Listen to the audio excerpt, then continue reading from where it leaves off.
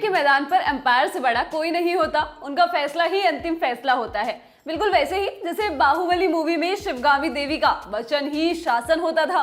हालांकि जिस तरह इस मूवी में एक दफा शिवगामी देवी को उनका ही डायलॉग भारी पड़ गया था, वैसे ही कई बार अंपायर्स के साथ भी हो चुका है। अगर आप इतिहास उठाकर देखेंगे तो आपको ऐसे कई किस्से मिल जाएंगे, लेकिन आज हम एक खास किस्से का जिक्र करने वाले हैं। ये किस्सा पाकिस्तान और इंग्लैंड के बीच हुए मैच का है। इसमें मैदानी अंपायर डेरिल हेयर ने पाकिस्तानी खिलाड़ियों के मैदान पर ना आने पर मैच को फोर्फेट यानी कि पाकिस्तान को हारा हुआ डिक्लेयर कर दिया था। और अंपायर के इस फैसले के बाद खूब बवाल कटा था, इतना कि इस फैसले ने अंपायर हेयर के करियर को ही खत्म कर दिया। और तो और ये इतिहास का पहला फोर्फेट टेस्ट मैच भी बन गया। अब माहौल बन गया है तो इस किस्से को शुरू से शुरू करते हैं। ये बात साल 2006 की है। पाकिस्तान की टीम इंग्लैंड के दौरे पर गई थी। उनके साथ 4 टेस्ट, 1 T20 आई और 5 मैच की वनडे सीरीज खेलने के लिए इस सीरीज का चौथा टेस्ट मैच ओवल में खेला जा रहा था। यहाँ पर पाकिस्तान की टीम अच्छी स्थिति में थी। पाकिस्तानियों ने टॉस जीतकर अंग्रेजों को पहले बल्लेबाजी के लिए बुलाया था और उनको 173 रन पर समेटकर अपनी पहली पारी 504 रन पर खत्म कर दी। अब दूसरी पारी शुरू हुई। टी ब्रेक तक इंग्लैंड की टीम 298 रन पर 4 विकेट खोकर अच्छी बैटिंग कर रही थी। अंग्रेज इसी को आगे बढ़ाने की सोच रहे थे, लेकिन दिक्कत ये हुई कि यहाँ पाकिस्तान के कप्तान इंजमामुल हक ने आगे गेंदबाजी करने से मना कर दिया।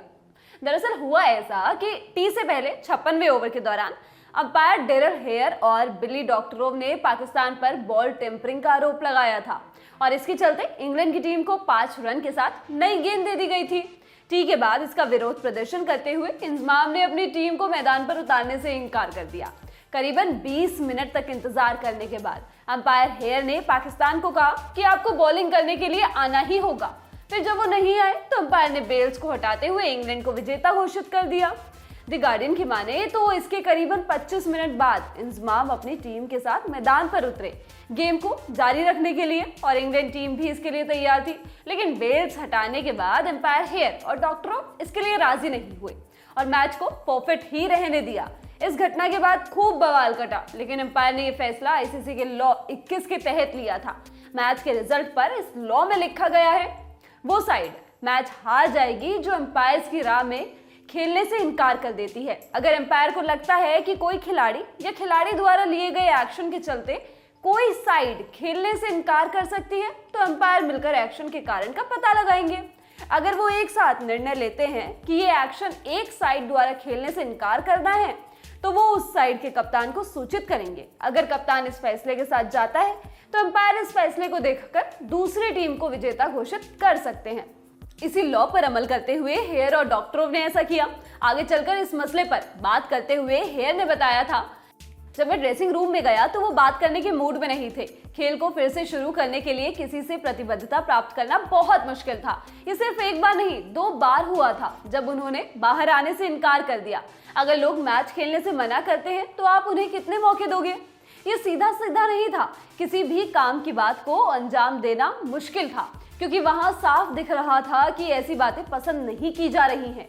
सारी चर्चा ड्रेसिंग रूम के दरवाजे पर हो रही थी। वहीं उस समय पाकिस्तान की कप्तानी कर रहे इंजमामुल हक ने इस मुद्दे पर अपने YouTube चैनल पर कहा, उन्होंने महसूस किया कि गेंद से छेड़छाड़ की गई है और विपक्ष को 5 रन दे दिए। आईसीसी के नियमों के अनुसार इसका मतलब था कि हम ऐसा करने के दोषी साबित हुए। इसलिए मैं डेरिल हेयर के पास गया और उनसे पूछा कि गेंद में वास्तव में क्या खराबी थी। आईसीसी के नियम के अनुसार अंपायर दूसरी टीम को 5 रन देने से पहले खिलाड़ी को दोषी होने की सूचना देता है। हालांकि मुझे सूचित नहीं किया गया था। फिर मैंने फैसला किया कि मैं इस तरह से टीम का नेतृत्व नहीं कर सकता और 15-20 मिनट तक इंतजार किया ताकि सभी को ये दिखाया जा सके कि पूरी टीम ने फैसले का विरोध किया है। और हेयर ने भी मैदान में आकर मैच जारी रखने से मना कर दिया था। मुझे लगा कि अगर हेयर ने मना कर दिया है तो तीसरे अंपायर को वहीं से मैच जारी रखना चाहिए था। लेकिन अंपायर्स को इवेंट्स के लिए आईसीसी द्वारा चुना जाता है, इसलिए आईसीसी ने उनका समर्थन किया। इस फैसले के बाद जब मैच इंग्लैंड के पक्ष में चला गया तो और बवाल कटा। पाकिस्तान की मांग थी कि इस मैच को ड्रॉ घोषित किया जाए और आईसीसी ने भी अंपायर हेयर के फैसले पर सख्त रवैया अपनाते हुए केस शुरू कर दिया।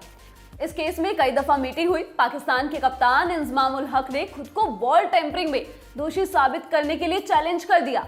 जब आईसीसी की तरफ से प्रेस कॉन्फ्रेंस हुई तो उनके सीईओ मैल्कम स्पीड ने बताया कि अंपायर हेयर $5 लाख में इस्तीफा देने के लिए तैयार है। और दूसरी तरफ अपनी प्रेस कॉन्फ्रेंस में हेयर ने कहा कि मैं रिटायर नहीं होने वाला क्योंकि मैं बहुत अच्छा हूं।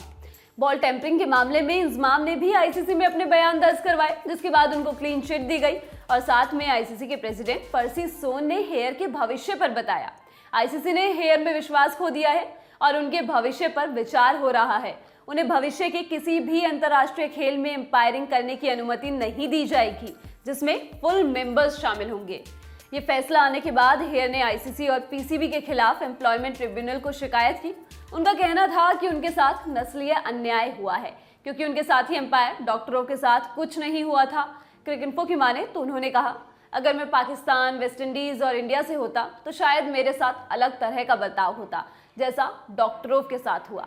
डॉक्टरों के बारे में गार्डियन से बात करते हुए हेयर ने कहा था, उसने फैसला किया कि वो मेरे साथ सभी संपर्क काट देगा। मुझे नहीं पता क्यों, लोग की चॉइस होती है। उन्होंने बराबर की भूमिका निभाई, कोई जबरदस्ती नहीं थी। चीजें तब तक नहीं हो सकती जब तक दोनों एम्पायर सहमत नहीं हो जाते। अगर बिली डॉक्टरोव ने कहा होता, नहीं मुझे नहीं लगता कि गेंद की स्थिति बदली गई है, तो मैं गेम को जारी रखता। डॉक्टरोव और हेयर के बीच की इस तनातनी से बाहर केस पर वापस लौटते हैं। हेयर के नस्ली अन्याय वाले केस पर कुछ दिन सुनवाई हुई और अंत में हेयर ने आईसीसी के साथ कोर्ट के बाहर समझौता कर लिया।